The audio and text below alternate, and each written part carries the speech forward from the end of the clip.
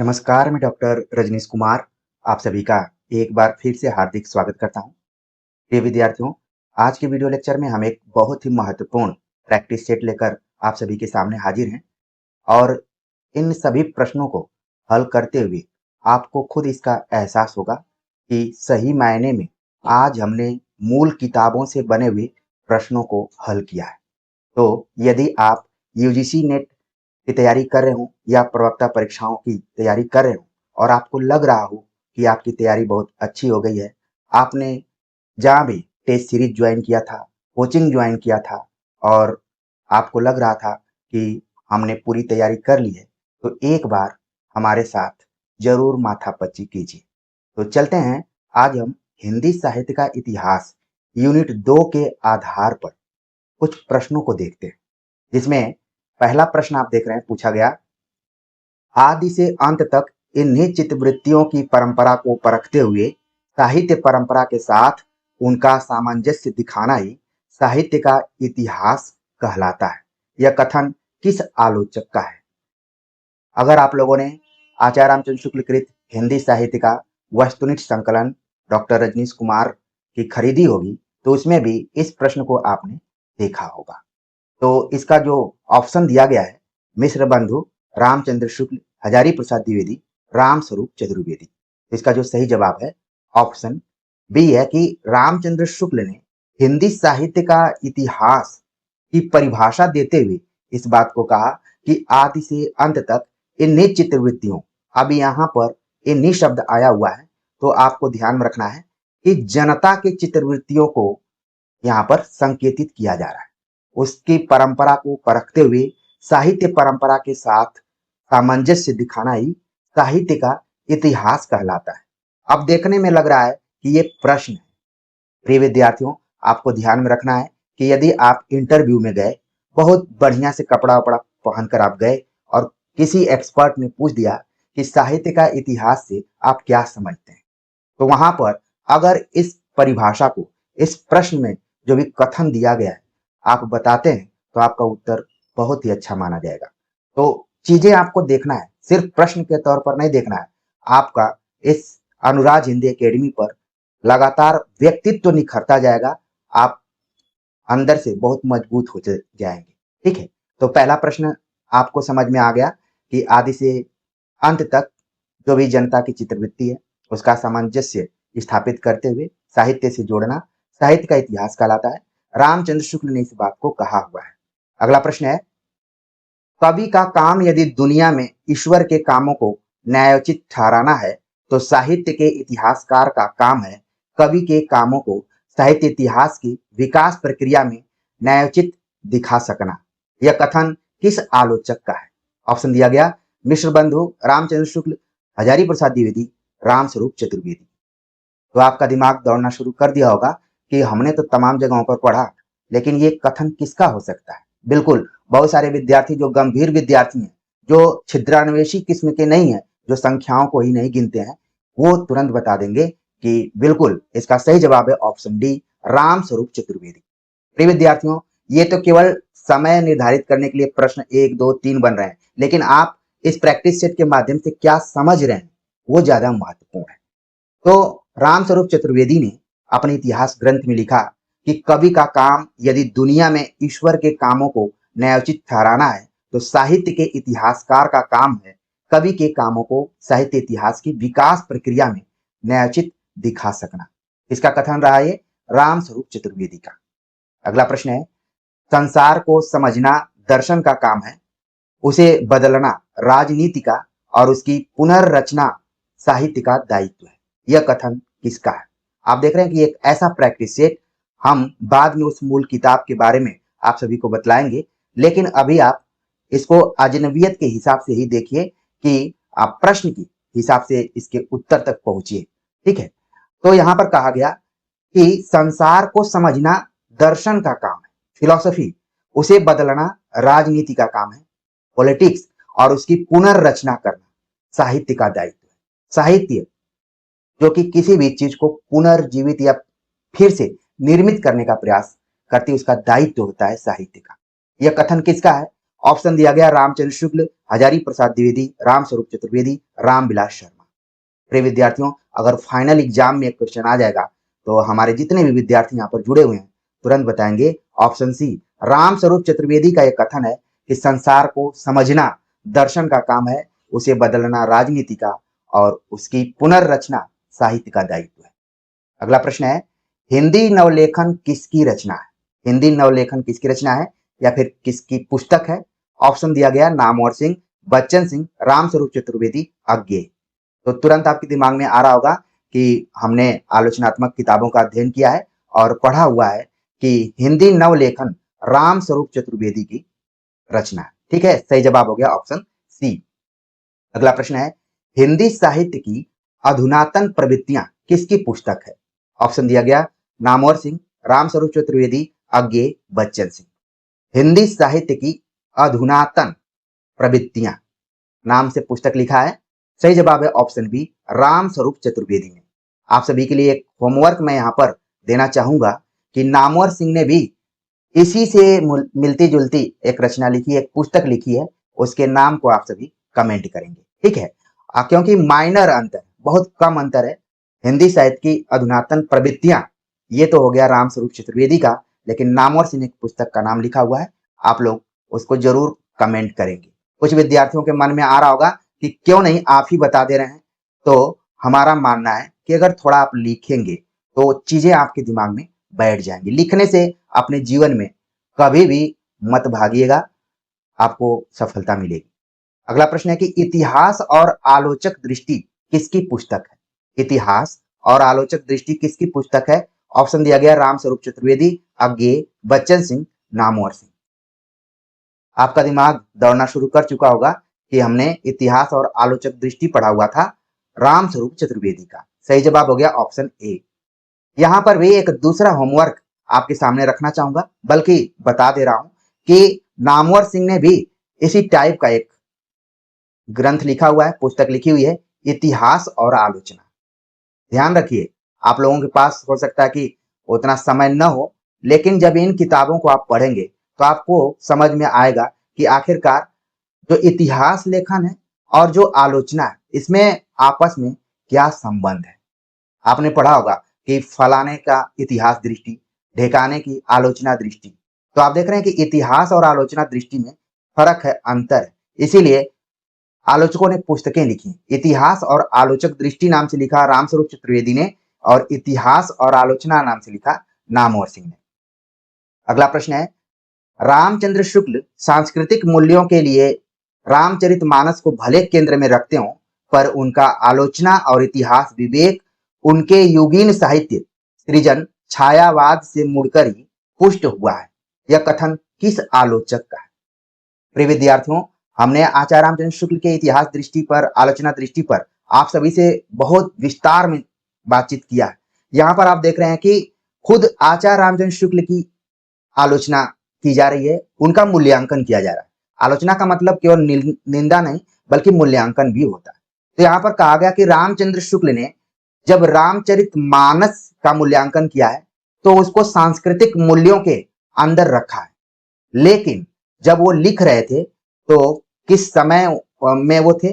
वो समय था छायावाद का। एक चीज आप देखेंगे कि रामचंद्र शुक्ल का भी जब एकदम चरम स्थिति में वो रहते हैं, एक बड़े साहित्यकार के रूप में रहते हैं, तो कहीं ना कहीं वो दौर किस दौर से जुड़ा हुआ है? छायावाद से। वैसे तो इनका जन्म आपने याद किया होगा कि 1884 में और निधन 1941 में हुआ। ठीक है, देखा जाए तो प्रयोगवाद तक वो रहे, शायद आगे रहे होते तो और जो हिंदी साहित्य का इतिहास उनका है आगे तक खींच कर जाता। तो यहाँ पर ये बात किसने कही है? ऑप्शन दिया गया रामचंद्र तिवारी, रामविलास शर्मा, बच्चन सिंह, रामस्वरूप चतुर्वेदी। सही जवाब है ऑप्शन डी। रामस्वरूप चतुर्वेदी ने रामचंद्र शुक्ल का मूल्यांकन करते हुए कहा कि भले ही शुक्ल जी ने रामचरितमानस का मूल्यांकन करते हुए उसको अपने सांस्कृतिक मूल्यों से जोड़ा हो, लेकिन उनकी जो आलोचना दृष्टि है और इतिहास विवेक है, विवेक मतलब बुद्धि, उसका निर्माण होता है छायावाद। प्रिय विद्यार्थियों, आप जानते हैं कि जिस तरीके से पूरे हिंदी साहित्य में भक्ति काल को स्वर्ण युग कहा जाता है, उसी तरीके से आधुनिक काल में छायावाद को स्वर्ण युग कहा जाता है। भक्ति काल में भी आप देखेंगे कि सांस्कृतिक मूल्यों की बात की जाती रही। छायावाद में भी कुछ उसी तरीके की बात की जाती है, जिसमें आप देखेंगे कि प्रसाद और निराला का बड़ा ही रोल है। ठीक है, निराला ने भी तो राम की शक्ति पूजा लिखा है। तो ये संयोग नहीं है, बल्कि कहीं न कहीं ये दोनों कालखंड एक दूसरे से सामंजस्य रखते हैं। तो क्वेश्चन नंबर 7 केवल प्रश्न नहीं था, बल्कि आपने इसको थ्योरेटिकल तरीके से भी समझा है। अब उम्मीद है कि कथन बिल्कुल आप ध्यान में रखेंगे कि रामस्वरूप चतुर्वेदी का है। अगला प्रश्न है, निम्नलिखित में से किस आलोचक ने जनता के चित्रवृत्ति के परिवर्तन को साहित्य से जोड़ा है? कौन वो आलोचक है जो जनता के चित्रवृत्ति, जो जनता के मन में चल रहा है और जो परिवर्तन हो रहा है, उसको साहित्य से जोड़ा है? ऑप्शन दिया गया रामचंद्र तिवारी, रामविलास शर्मा, रामचंद्र शुक्ल, रामस्वरूप चतुर्वेदी। सही जवाब है ऑप्शन सी, रामचंद्र शुक्ल ने।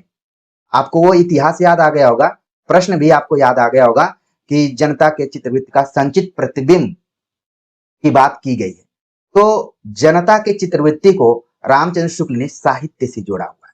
ठीक, सही जवाब हो गया ऑप्शन सी। अगला प्रश्न है, निम्नलिखित में से किस आलोचक ने जनता के चित्रवृत्ति के परिवर्तन की जगह संवेदना को साहित्य से जोड़ा है?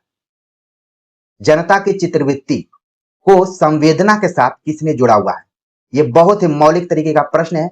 न आप किसी कोचिंग में इसको देखेंगे और न जो साप्ताहिक टेस्ट सीरीज चलाने वाले लोग हैं उनके किताबों में देखेंगे भी तो इसके बाद ही आप देखेंगे। तो जनता के चित्रवृत्ति के परिवर्तन को साहित्य से जोड़ा शुक्ल जी ने, लेकिन संवेदना को किसने जोड़ दिया? ऑप्शन दिया गया रामविलास शर्मा, रामचंद्र शुक्ल, रामस्वरूप चतुर्वेदी, बच्चन सिंह। सही जवाब हो गया ऑप्शन सी, रामस्वरूप चतुर्वेदी। अब मान लीजिए फाइनल एग्जाम में क्वेश्चन आ जाता है तो थोड़ा बहुत आप दिमाग लगाएंगे तो आप तुक्का लगाकर भी इसको सही कर सकते हैं, क्योंकि आपको रामस्वरूप चतुर्वेदी के इतिहास ग्रंथ का नाम पता होना चाहिए, तब आप इसको लगा देंगे। लेकिन अगर आप इसको विस्तार रूप में समझना चाहते हैं तो बहुत बात कहने का जो ढंग है वही बदल गया है।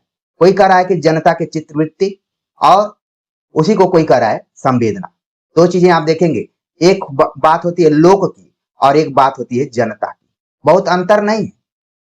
लोग कहेंगे तो भी आप समाज में चले जाएंगे, जनता कहेंगे तो भी आप समाज में चले जाएंगे। इसलिए कई आप पार्टियों का नाम देखते होंगे, राष्ट्रीय लोक दल, इस तरीके से पार्टी, लोक शब्द लगा हुआ है। कई पार्टियों में जनता, भारतीय जनता पार्टी, इस टाइप से लगा रहता है। तो कहने का मतलब क्या है कि शब्दों का ही हेर फेर है, बस उसको आपको समझना है।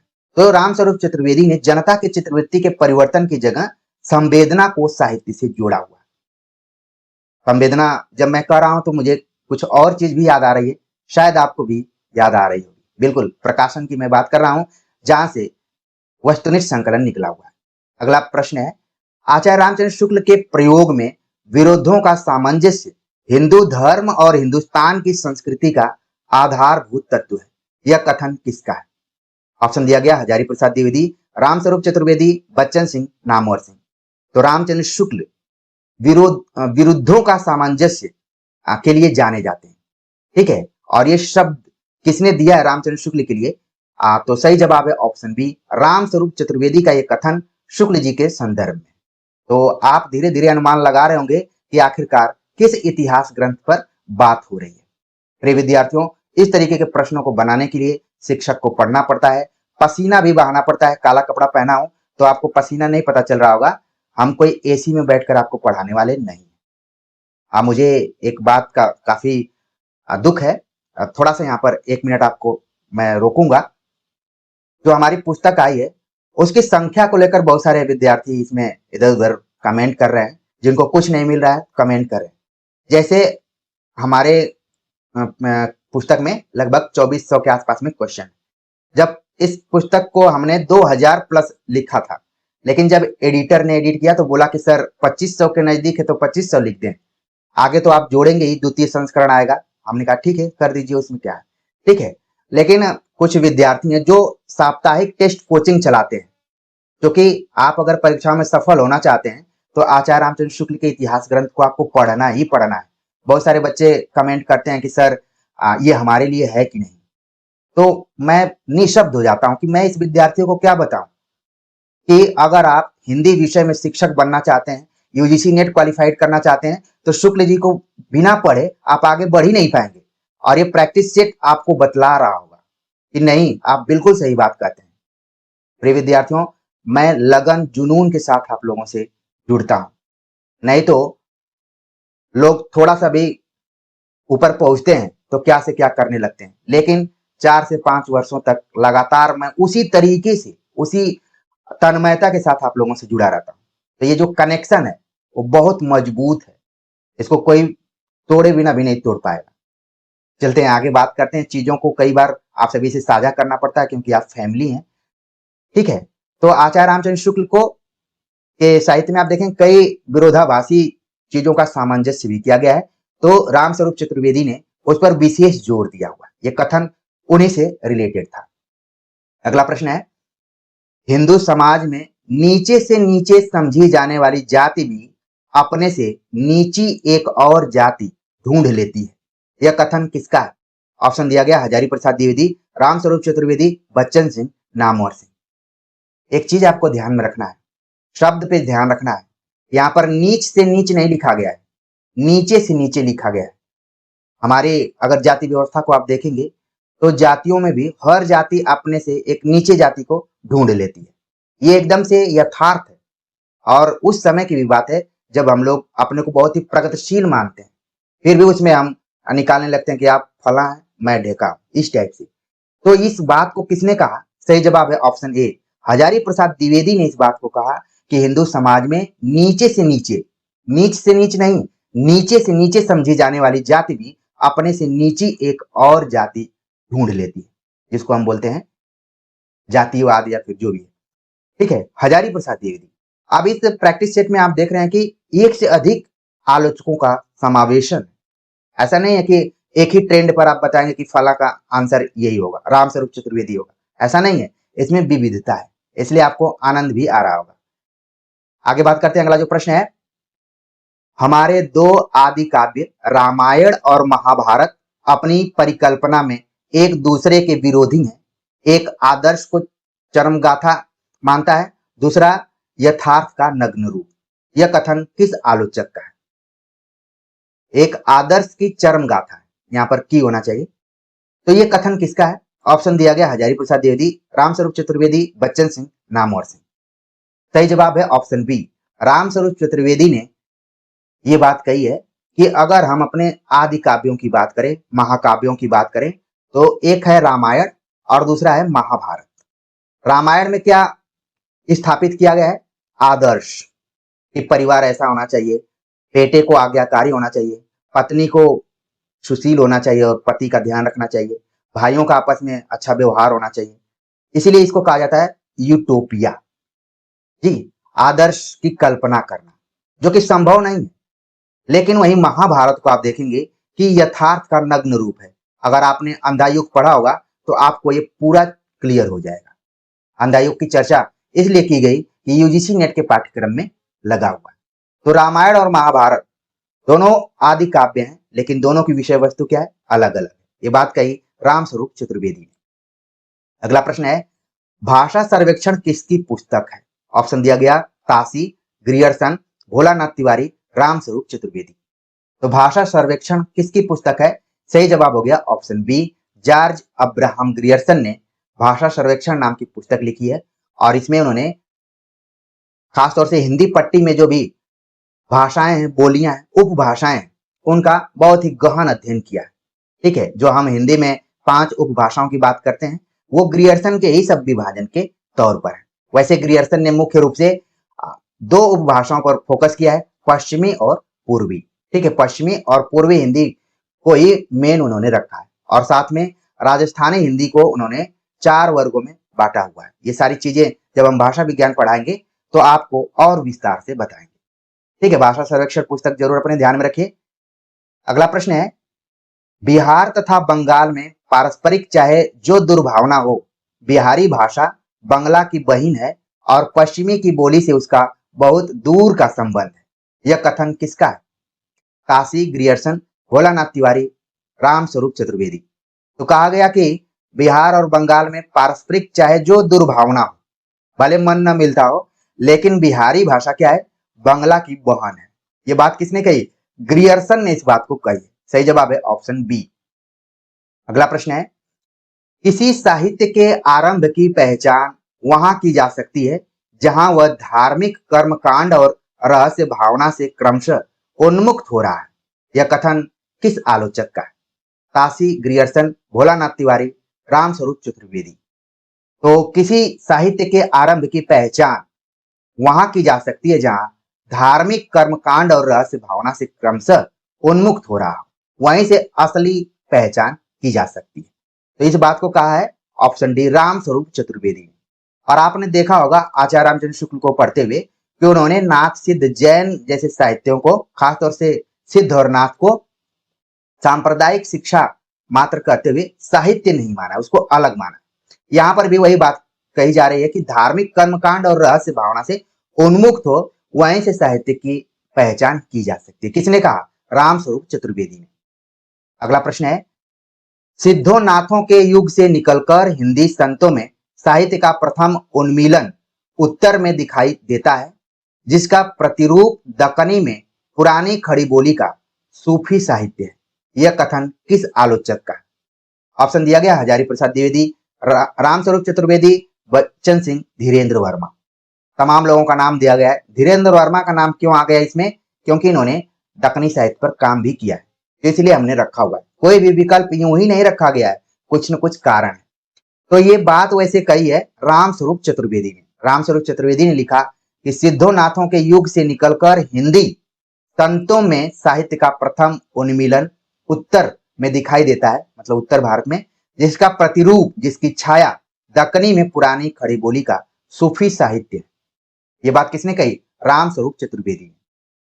अगला प्रश्न है, संतों के यहाँ या तो रहस्यानुभूति के गुण स्वर हैं या फिर नए व्यावहारिक जगत में प्रवेश करने पर हिंदू मुस्लिम और ऊंच नीच के विद्वेष को मिटाने का यत्न है। यह कथन किस आलोचक का है?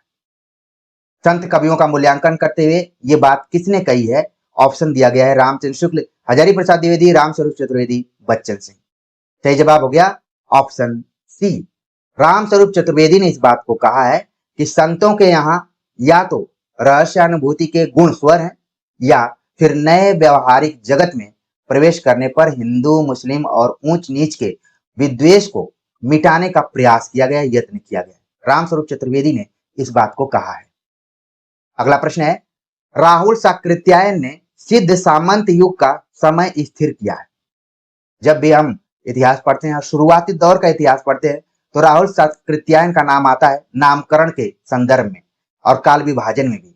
उन्होंने आदिकाल को सिद्ध सामंत युग या सिद्ध सामंत काल कहा है और इसका समय क्या स्थिर किया है?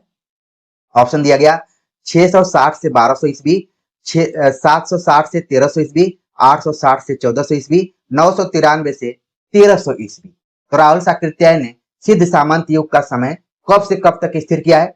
सही जवाब है ऑप्शन बी, 760 से लेकर 1300 ईस्वी के बीच में उन्होंने सिद्ध सामंत युग को माना हुआ है। तो बदलते हुए पैटर्न में यह सवाल पूछा जा सकता है, बिल्कुल आप ध्यान में रखें।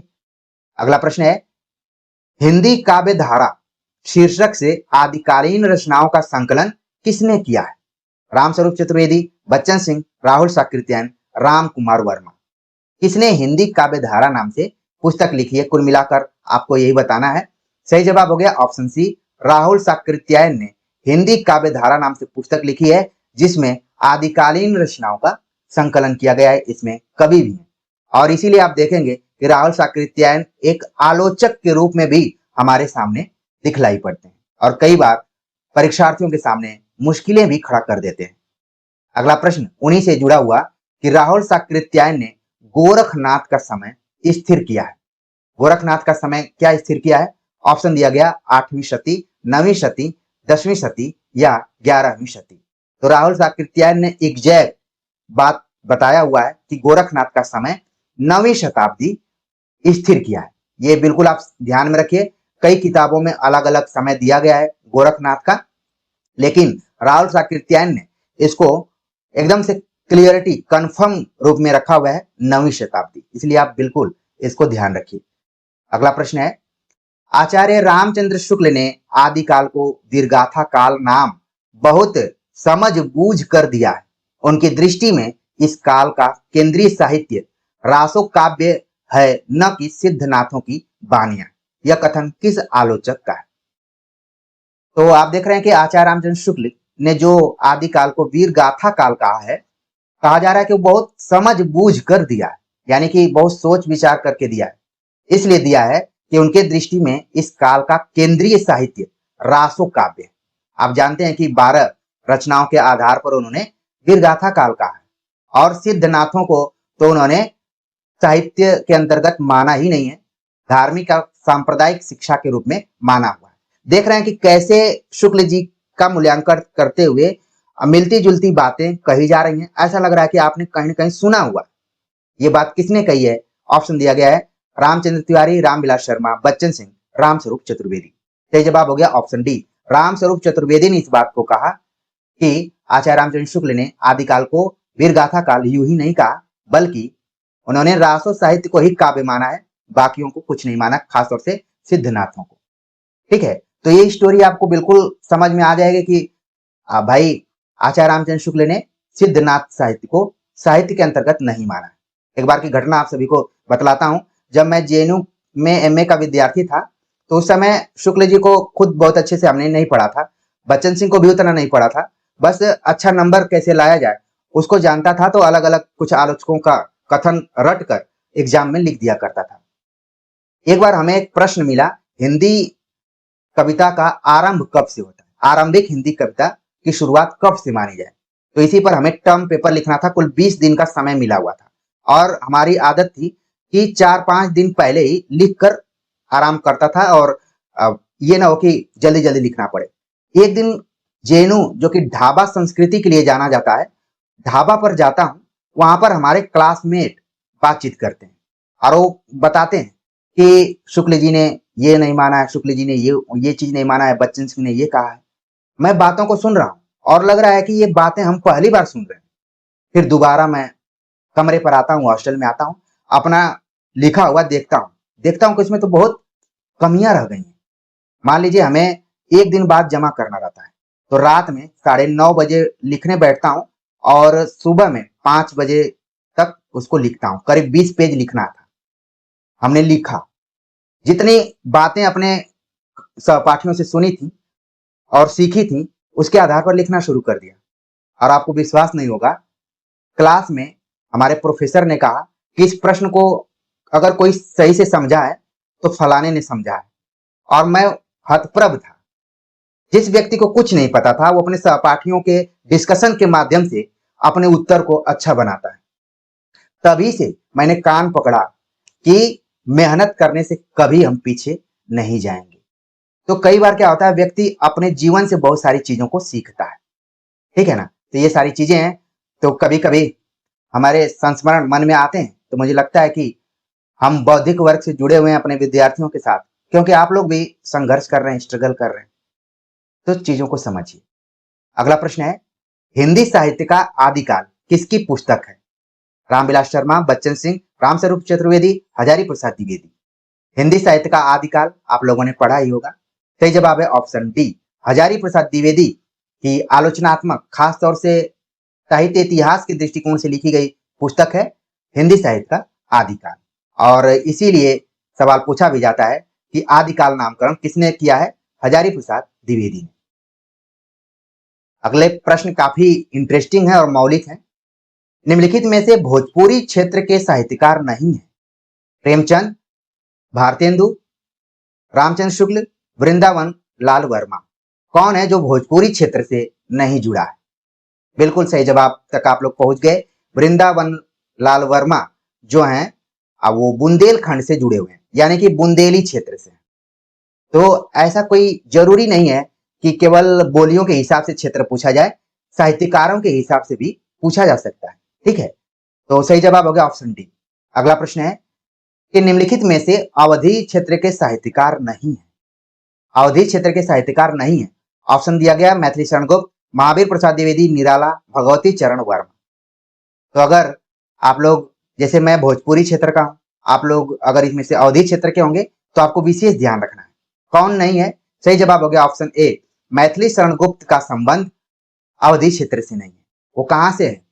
आपके दिमाग में आ गया होगा कि भाई ये भी उधर ही के हैं। ठीक है, कम्युनिटी सेक्शन में एक बार सवाल भी हमने पूछा था। तो सही जवाब हो गया ऑप्शन ए। बाकी ये तीनों कहां के हैं? अवधि क्षेत्र के। ठीक, अगला प्रश्न है, निम्नलिखित में से ब्रज भाषा क्षेत्र के साहित्यकार हैं। यहां पर हमने नहीं लिखा हुआ है, आपको बतलाना है कि हैं। ऑप्शन दिया गया महादेवी वर्मा, जैनेन्द्र, सुमित्रा नंदन पंत, अज्ञेय।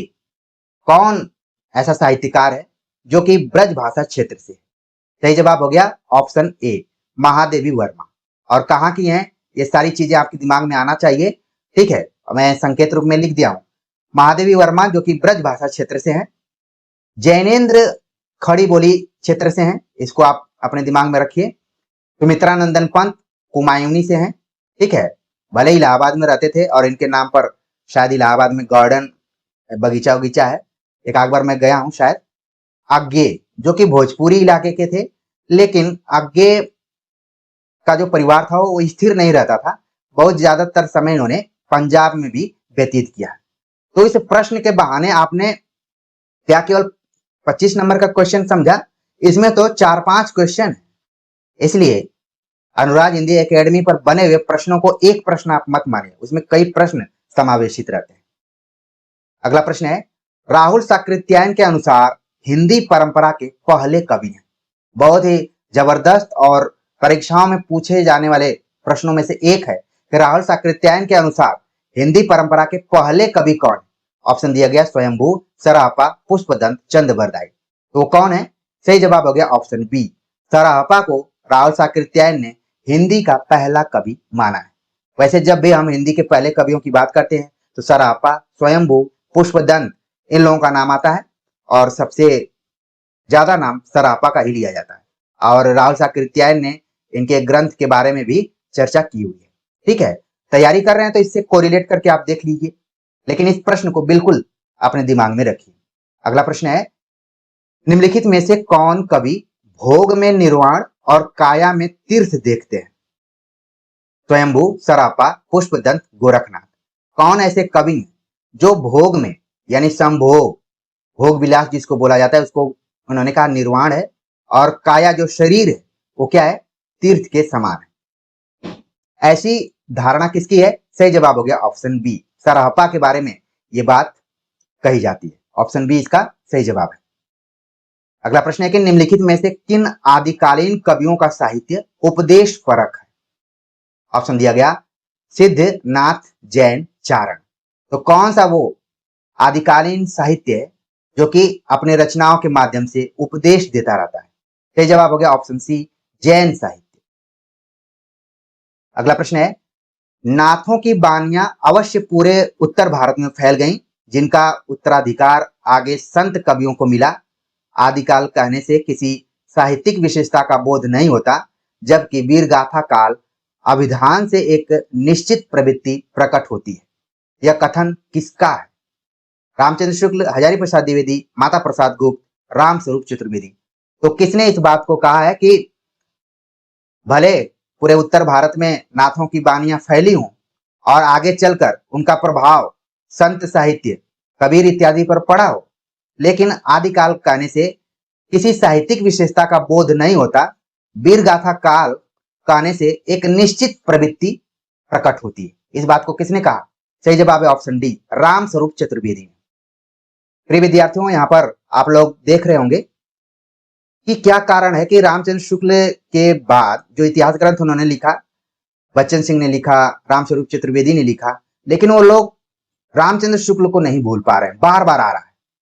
तो इस कारण जरूरत पड़ती है आचार्य रामचंद्र शुक्ल कृत हिंदी साहित्य का इतिहास वस्तुनिष्ठ संकलन रजनीश कुमार की।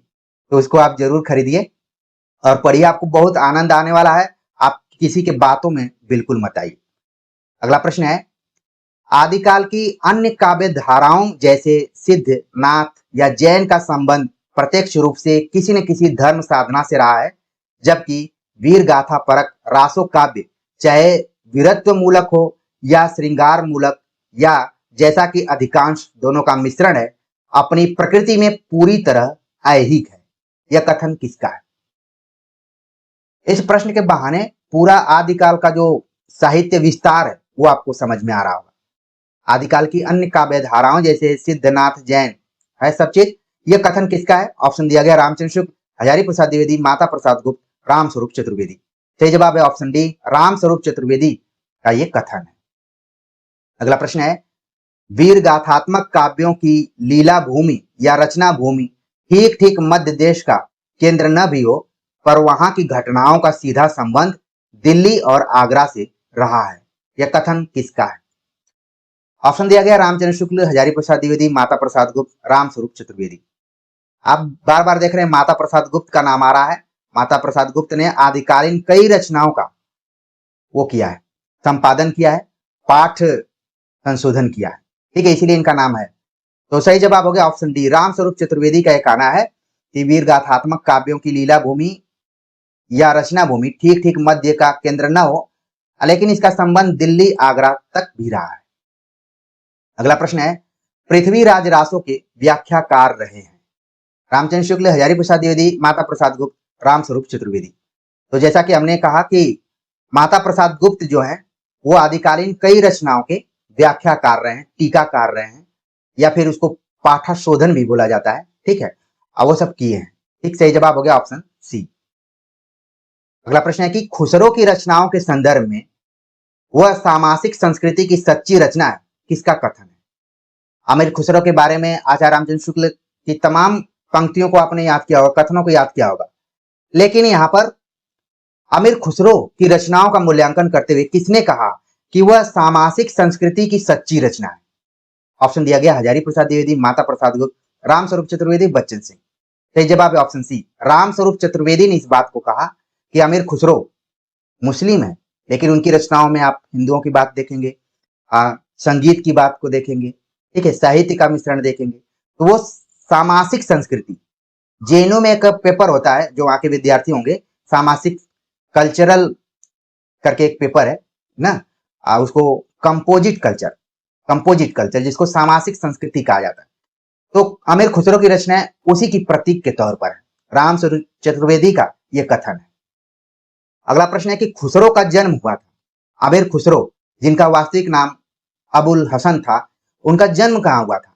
जन्म इनका 1253 में हुआ था, ये चीज बिल्कुल ध्यान में रखिए, मुझे नहीं भूलता है। छत्तीसगढ़ में इंटरव्यू में हमसे पूछा गया था कि खुसरो का जन्म कब हुआ था, हमने बतलाया था कि 13वीं शताब्दी में हुआ था। एक्सपर्ट ने कहा कि आप गलत बता रहे हैं, उनका जन्म 1253 में हुआ था।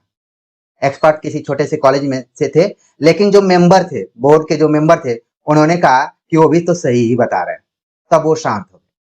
तो खुसरो का जन्म कहाँ हुआ? ऑप्शन दिया गया है पटियाला, पटियाली, दिल्ली, कड़ा। हमने बड़ा क्लोज ऑप्शन रखा हुआ है, अगर आप जल्दीबाजी करेंगे तो फंस जाएंगे। सही जवाब हो गया ऑप्शन बी, पटियाली, जो कि उत्तर प्रदेश में एक एटा जिला है, वहीं पर अमीर खुसरो का जन्म 1253 ईस्वी में हुआ था। और खुसरो एक ऐसे कवि रहे जो कि लगभग 7 शासकों के दरबार में उनको रहने का मौका मिला है। जब इतिहास पढ़ेंगे तो और क्लियर हो जाएगा। अगला प्रश्न है, खुसरो के यहाँ तो साहित्य और संगीत की जरूरतें एक दूसरे में घुल मिल गई हैं, इसका कथन है? खुसरो के यहाँ साहित्य और संगीत की जरूरतें एक दूसरे में घुल मिल गई हैं। जैसा कि आप जानते हैं कि सितार इत्यादि के जनक के तौर पर भी खुसरो को माना जाता है। तो ये बात किसने कही है?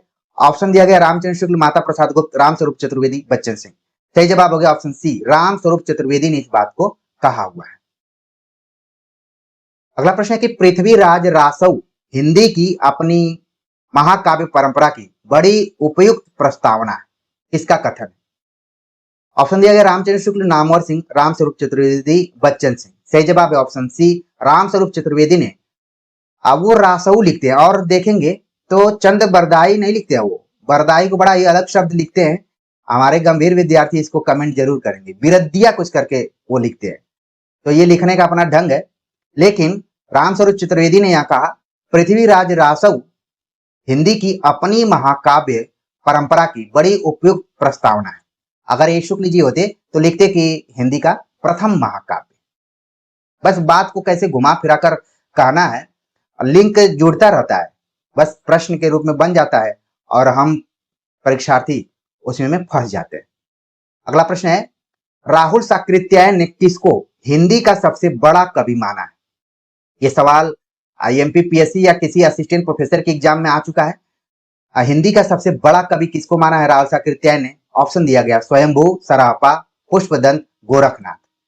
ठीक है, तो इसका बड़ा ही जबरदस्त उत्तर है, बहुत लोग कंफ्यूज हो जाएंगे। सही जवाब है ऑप्शन ए। राहुल साकृत्यायन ने हिंदी का सबसे बड़ा कवि माना है स्वयंभू को माना है, जबकि पहला कवि किसको माना है? ये अंतर आपको बिल्कुल ध्यान में रखना है। हिंदी का पहला कवि उन्होंने सरापा को कहा, लेकिन अगर बड़े कवि की बात होगी तो वो स्वयंभू होंगे। ठीक, तो इस प्रश्न को आप इंपॉर्टेंट करके नोट कर लीजिए, पूछा जाता रहा है और इसी उद्देश्य से हमने रखा भी है। अगला प्रश्न है जो कि खूब पूछा जाता है, स्वयंभू का समय स्थिर माना जाता है 8वीं शती, 9वीं शती, 10वीं शती, 11वीं शती। स्वयंभू का समय स्थिर माना गया है। सही जवाब है ऑप्शन ए, 8वीं शती। और इसमें राहुल साकृत्यायन को आप जोड़ सकते हैं। ठीक है, जिस तरीके से उन्होंने गोरखनाथ के समय को स्थिर किया है, उसी तरीके से स्वयंभू को भी उन्होंने 8वीं शती में रखा हुआ है। सही जवाब हो गया ऑप्शन ए। अगला प्रश्न है, राहुल साकृत्यायन ने हिंदी काव्य धारा में हिंदी कविता को कितने युगों में विभाजित किया है? ऑप्शन दिया गया 4, 5, 6, 7। राहुल साकृत्यायन की बेहतरीन पुस्तक है हिंदी काव्य धारा और इसमें उन्होंने हिंदी कविता को कुल 5 युगों में बांटा हुआ है। ये चीज आप बिल्कुल नोट कर लीजिए। पहला जो युग है वो सिद्ध सामंत युग है। ठीक है, सिद्ध सामंत। दूसरा जो युग है इसका इन्होंने दिया सूफी युग। तीसरा युग दिया है भक्ति युग। ठीक है, चौथा युग इन्होंने दिया है दरबारी युग और 5वां दिया है नवजागरण। राहुल साकृत्यायन, मुझे काफी इनसे एनर्जी मिलती है और जिस जगह से अभी मैं आप सभी से चर्चा कर रहा हूं, इस जगह पर राहुल साकृत्यायन भी कभी रहा करते थे। यहाँ पर एक छपरा जेल है, वहां पर रहे और काफी काम किए। तो ऐसे साहित्यकारों से कई बार हम मोटिवेशन लेते हैं। कोई जगह छोटी बड़ी नहीं होती है, बस आपके अंदर प्रतिभा होनी चाहिए। तो राहुल साकृत्यायन से तो इतना हम समझते हैं, इनसे सीख लेते हैं। तो राहुल साकृत्यायन ने हिंदी काव्य धारा, राहुल साकृत्यायन की जब भी बात की जा रही है तो यात्रावृत्त अथा तो घुमक्कड़ प्रवृत्ति के लिए भी जाने जाते हैं, बहुत सारी चीजें हैं। तो 5 युगों में बांटा हुआ युग कौन कौन से हैं, इसको आप बिल्कुल ध्यान रखें। सही जवाब हो गया ऑप्शन बी। अगला प्रश्न है, स्वयंभू की काव्य भाषा थी। स्वयंभू की काव्य भाषा क्या थी? ऑप्शन दिया गया संस्कृत, अपभ्रंश, अवहट्ट, हिंदी। स्वयंभू की काव्य भाषा को लेकर बड़ा विवाद है, लेकिन ज्यादातर लोगों ने इनकी भाषा को अपभ्रंश बताया है। सही जवाब हो गया ऑप्शन बी। और राम स्वरूप चतुर्वेदी भी इसी चीज को मानते हैं कि स्वयंभू की जो काव्य भाषा है वो हिंदी नहीं है, अपभ्रंश है। अगला प्रश्न है, हिंदी का चरित्र पहली बार ही बड़े मोहक रूप में भाषा और संवेदना के दोनों स्तरों पर पृथ्वीराज रासौ में निखर कर आया है, किसका कथन है? आचार्य रामचंद्र शुक्ल वहीं लिखते हैं कि अगर भाषा की कसौटी पर रखे तो बहुत निराश होना पड़ता है, लेकिन यहाँ पर राम स्वरूप चतुर्वेदी ने इस बात को कैसे रखा हुआ है कि हिंदी का चरित्र पहली बार बड़े ही मोहक रूप में भाषा और संवेदना के दोनों स्तरों पर पृथ्वीराज रासौ में निखर कर आया है। सही जवाब है ऑप्शन सी, राम स्वरूप चतुर्वेदी ने इस बात को कहा है। अगला प्रश्न है, कैमास वध का संबंध है। कैमास वध का संबंध किससे है? ऑप्शन दिया गया विशल देव रासो, पृथ्वीराज रासो, परमाल रासो, संदेश रासक। सही जवाब है ऑप्शन बी, पृथ्वीराज रासो। और कैमास क्या थे? पृथ्वीराज चौहान के मंत्री थे। और मैं पढ़ रहा था कि शायद ये मदिरा पान या कुछ कर रहे थे, तो गुस्से में पृथ्वीराज चौहान ने, या प्रेम कर रहे थे, किसी से प्रेम कर रहे थे, तो पृथ्वीराज चौहान ने उनकी हत्या कर दी। और लिखा गया कि बड़े संयोग की बात है कि ये खुद संयोगिता से प्रेम करते थे। तो व्यक्ति में क्या होता है? अंतर विरोध होता है। ठीक है, तो ये चीज है, यहाँ पर आप ध्यान रखिए। अगला प्रश्न है कि रासौ मूलतः रस कथा है, यह किसका कथन है? रासौ मूलतः रस कथा है, किसका कथन है ये? ऑप्शन दिया गया रामचंद्र शुक्ल, नामवर सिंह, राम स्वरूप चतुर्वेदी, बच्चन सिंह। सही जवाब हो गया ऑप्शन सी, राम स्वरूप चतुर्वेदी ने कहा कि रासौ मूलतः रस कथा है। अगला प्रश्न है, हिंदी साहित्य की भूमिका किसकी पुस्तक है? रामचंद्र शुक्ल, हजारी प्रसाद द्विवेदी, राम स्वरूप चतुर्वेदी, बच्चन सिंह। ऐसे प्रश्नों पर चर्चा ही नहीं करना चाहिए, लेकिन जब हम प्रश्न को तैयार करते हैं तो मन में रहता है कि कोई प्रश्न छूटे ना।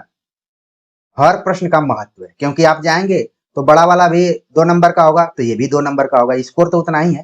सही जवाब हो गया ऑप्शन बी, हजारी प्रसाद द्विवेदी की पुस्तक है हिंदी साहित्य की भूमिका। अगला प्रश्न है, समग्र भारतीय साहित्य में हिंदी ही एकमात्र ऐसी भाषा है जिसमें पश्चिमी आर्यों को रूढ़िप्रियता, कर्म निष्ठा के साथ ही तथा पूर्वी आर्यों की भाव प्रवणता, विद्रोही प्रवृत्ति और प्रेम निष्ठा का मणिकांचन योग हुआ है। आप देख रहे हैं कि दो विरोधी, ठीक है, दो विरोधी चीजों का क्या हुआ है, योग हुआ है। ये बात किसने कही? रामचंद्र शुक्ल, हजारी प्रसाद द्विवेदी, रामस्वरूप चतुर्वेदी, बच्चन सिंह। सही जवाब हो गया ऑप्शन बी, हजारी प्रसाद द्विवेदी ने इस बात को कहा कि समग्र भारतीय साहित्य की अगर बात करें तो हिंदी ही एकमात्र ऐसी भाषा है जिसमें पश्चिमी आर्यों की रूढ़िप्रियता, कर्मनिष्ठा के साथ ही पूर्वी आर्यों की भाव प्रवणता और विद्रोही प्रवृत्ति और प्रेम निष्ठा का मणिकांचन योग हुआ। मणिकांचन योग एक बड़ा ही बेहतरीन शब्द। ये बात किसने कही? हजारी प्रसाद द्विवेदी ने। अगला प्रश्न है, ऐसा लगता है कि रासोकार ने पृथ्वीराज को भगवत स्वरूप बताकर कहानी में थोड़ा धार्मिकता का रंग देना चाहा था। कीर्तिलता के कवि ने भी पाठक को कुछ पुण्य लाभ का प्रलोभन दिया था। पुरुष कहानी हाँ कहां जसु पत्थावय पुण्य, यह किसका कथन है? तो यहाँ पर चंद्रबरदाई और विद्यापति दोनों को जोड़कर देखने का प्रयास किया गया है। किसने किया है? ऑप्शन दिया गया रामचंद्र शुक्ल, हजारी प्रसाद द्विवेदी, रामस्वरूप चतुर्वेदी, बच्चन सिंह। तो इसका जो सही जवाब है कि हजारी प्रसाद द्विवेदी ने हिंदी साहित्य की भूमिका के अंतर्गत इस बात पर विचार किया है। ठीक है, कि ऐसा लगता है कि रासोकार यानी पृथ्वीराज जो चंद्रबरदाई हैं, पृथ्वीराज को भगवत स्वरूप बताकर कहानी में थोड़ा धार्मिकता का रंग देना चाहते हैं। वैसे ही जैसे कीर्तिलता को भी क्या माना जाता है? कहानी माना जाता है। ये क्वेश्चन आपने पढ़ा भी होगा। तो हजारी प्रसाद द्विवेदी का ये कथन है। अगला प्रश्न है, पुरुष कहानी हाँ कहो जस पत्थाओ पुण्य, विद्यापति की पंक्ति उनकी किस रचना की ओर संकेत करती है? ऑप्शन दिया गया कीर्तिलता, कीर्ति पताका, पदावली, भू परिक्रमा। सही जवाब है ऑप्शन ए, कीर्तिलता को विद्यापति ने कहानी के नाम से भी संबोधित किया है। सही जवाब हो गया ऑप्शन ए। अगला प्रश्न है जो कि बहुत ही जाना माना प्रश्न, आध्यात्मिक रंग के चश्मे आजकल बहुत सस्ते हो गए हैं, उन्हें चढ़ाकर जैसे कुछ लोगों ने गीत गोविंद के पदों को आध्यात्मिक संकेत बताया है, वैसे ही विद्यापति के इन पदों को भी। यह किसका कथन है? हमें ऑप्शन पढ़ने की बिल्कुल जरूरत नहीं है। सही जवाब है option A, Ramchandra Shukla. Final exam में उम्मीद करते हैं कि आप लोग सही कर देंगे। बहुत ही चर्चित ये प्रश्न है। तो आज हमने रामस्वरूप चतुर्वेदी के इतिहास ग्रंथ के आधार पर कुल 48 प्रश्नों पर हमने चर्चा की है। ठीक है, उम्मीद है कि 2 प्रश्न 50 में अधूरे रह गए, तो इसको आप मोटे तौर पर 50 मानकर चलिए। जो होमवर्क इत्यादि हमने पूछा था वो सब मिला लेंगे तो कई प्रश्न आपने कर लिए।